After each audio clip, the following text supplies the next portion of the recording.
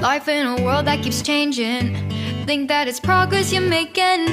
Copy and paste pretty faces all the time. Pictures so perfect we play.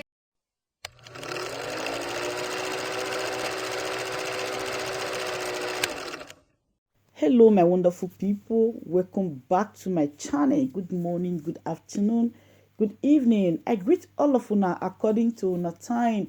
I remain your sister, your friend, your girl, anointed lady. Yes, our baba don't go for interview. Femi Falana. I get question wey be say they ask am. I like the answer wey be say he give them. They ask am say this one wey be say Nigeria government dey vex for Eastern Security Network and Amatekon and others. Wetin he see concerning that issue? He reply them say, as far as say the Nigeria government refuse to take care of their country, so let them come up with their own security to take secure their own land. Make it not be saying na my mouth una for hear everything. Make I leave una up. Make una watch this video, and when you watch this video, I beg make you not fail to leave your comment down below. What do you think concerning this interview, concerning the answer, and not fail to see subscribe if you never subscribe. I love you all. Bye bye. Some of the Nigerian people. And it's a way of saying, government has no responsibility any longer. It's now your business to defend yourself. It is an invitation to anarchy and chaos. And the minister is asking Nigeria, engage in self-help, which is alien to democratic practice. Okay, you're someone who witnessed the first Section 220 of the Constitution provides for military training for Nigerians. The National Assembly is required to make a law to ensure compulsory military training for Nigerians. That area of the constitution is not being addressed. The minister is simply saying, like the governor of Bauchi, Mr. Bala Muhammad, let everybody acquire AK-47 to defend himself. Whereas under the constitution, under the constitutional arrangement in the country, specifically under the Firearms Act, nobody is permitted to be in possession of firearms, arms and ammunition without authorization of the president or the inspector general of police, depending on the categories of arms. If a minister now says, Minister of Defense for that matter, if the Minister of Defense now says, let everybody be armed, let everybody defend himself or herself, that means government has failed. That's the implication of the statement. But with so much violence and security challenges going on in Nigeria, some people have said that Nigeria is on the brink of disintegration. Do you agree with this statement, sir?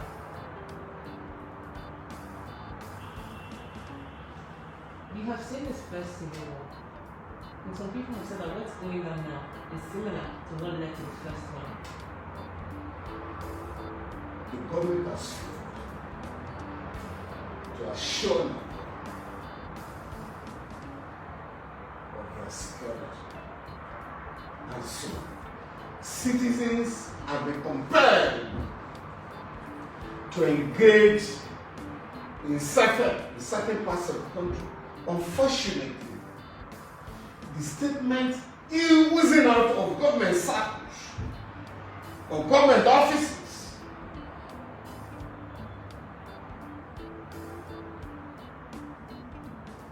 have the tendency to promote the disintegration of the country.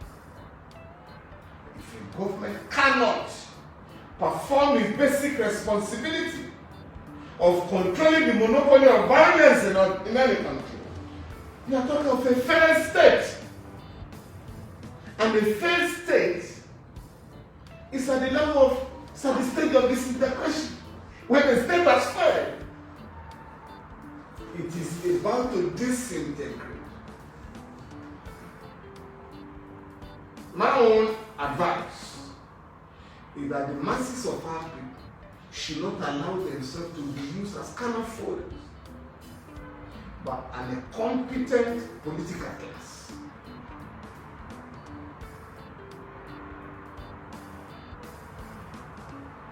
And I would therefore suggest that communities should form defense groups, right?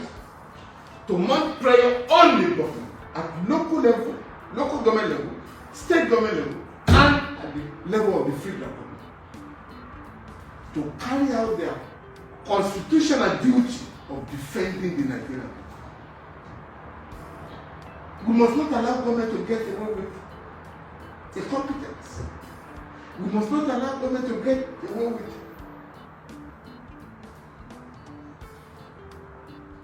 abandoning the people.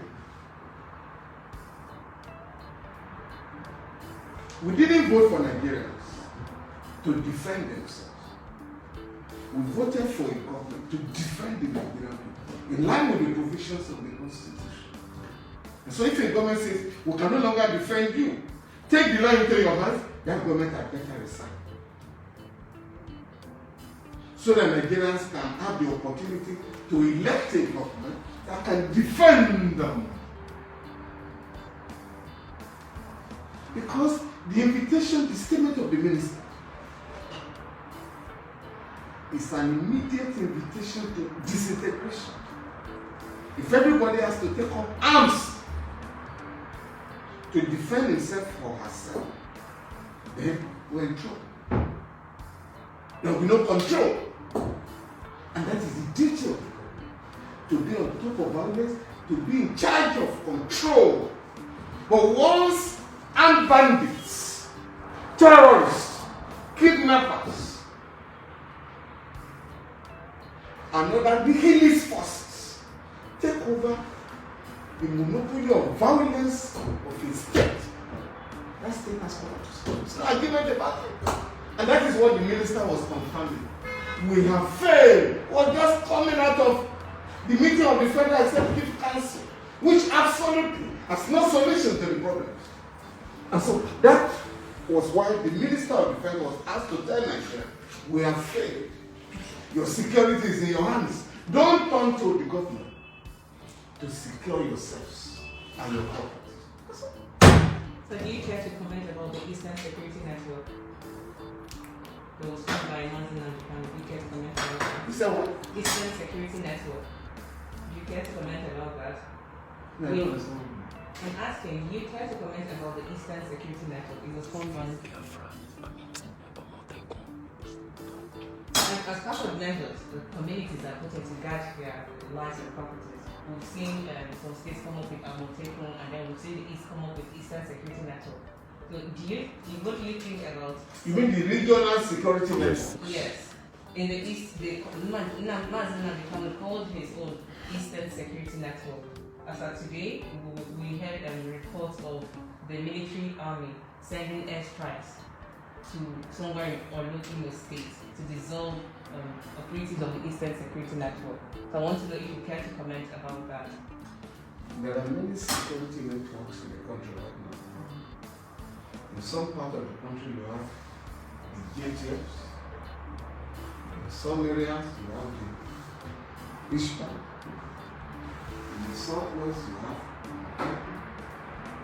And so there are many security networks. And what the minister is saying now on behalf of the government is that more of those bodies should emerge so that they can provide security for the Nigerian people. So it's totally contradictory, therefore, for the Nigerian military to be attacking any of the groups. But once you allow one, you cannot attack any other. Okay, finally, sir. Fantastic, Femi. I'm working on an article. I've called it Nigeria Again Attitude. From my findings, I find out that lack of accountability is the engine that fuels corruption running in this country. Now, I know the judiciary system plays a major role. I don't agree with you. I would rather say the neo-colonial capitalist, peripheral capitalist system that we operate fuels corruption because it is built on corruption. It is built on corruption. You have civil servants whose salaries cannot take them home. So what do you want them to do? You are working for a government for 35 years. You do not have a roof over your head. What do? You can't pay the school fees of your children.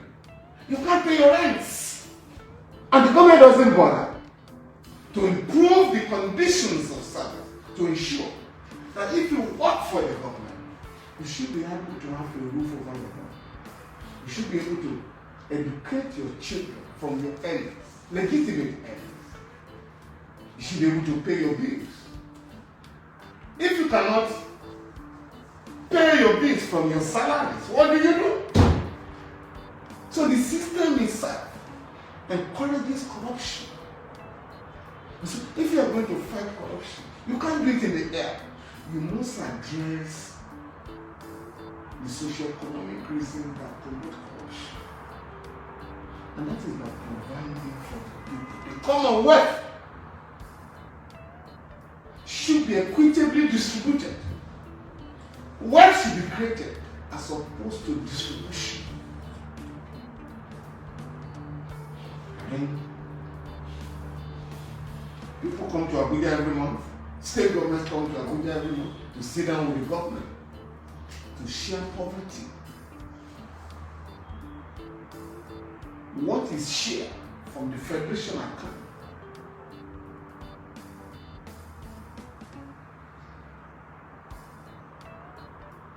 It's nothing to write home about. Compared with what other countries of the same population share. Last year, the budget of Nigeria was 30 billion. A country of 206 million people. The budget of Brazil was 650 billion. A country of 208 million. So you know that we are only sharing poverty. Yet, if the Nigerian people are mobilized, are motivated, we can create wealth that will take care of all anxiety. What is the latest now? To fund the 2021 budget, the government has decided to sell the public asset that have not been privatized. You then ask yourself, how will they fund the budget next year? If you are going to sell all the assets of government this year to take care of, to service unproductive bureaucracy. Because it's not about development. 25% of the budget goes for servicing of debt. Why should it be debt? The bulk of the remaining sum goes for service for recurrent expenditure, not capital. The money for capital expenditure will never be released. So when you want to talk about corruption, it has to do with law and order. It has to do with the rule of law. Because the budget of the country, the budget of a state government, the budget of a local government is in the form of laws, appropriation act or appropriation laws. So when you divert the money meant for constructing a road, you have breached the appropriation act or the appropriation law. So that's why the judiciary comes in. But before the judiciary comes in, the government must be determined to fight corruption. There has to be investigation. There has to be arrest of those who engage in corrupt practices. There has to be full investigation. The cases have to be well prepared before they are filed in court. And once your evidence is well developed, it's going to be difficult for the courts to free anybody on technical basis. So it is the executive that will have to fight corruption. In Nigeria today, it is only the federal government that attempts to fight corruption. Section 15, subsection 5 of the Constitution provides that the Nigerian state shall abolish corrupt practices and abuse of power. And the Supreme Court has interpreted that in the case of Attorney General of Ondo State and Attorney General of the Federation, that responsibility is shared. It's shared responsibility, joint responsibility between the federal government and the state government. Just like the federal government has the EFCC, ICPC, and the rest of them, state government are supposed to have their own anti-corruption agencies. Out of the 36 states in the country, only Kano State has an anti-corruption agency that is not well funded or well equipped to fight corruption. No local government out of the 774 has any anti-corruption program.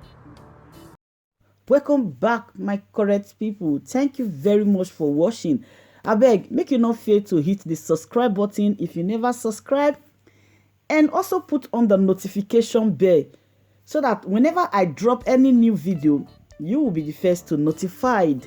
And to my returning subscribers, I really do appreciate you all for your massive support.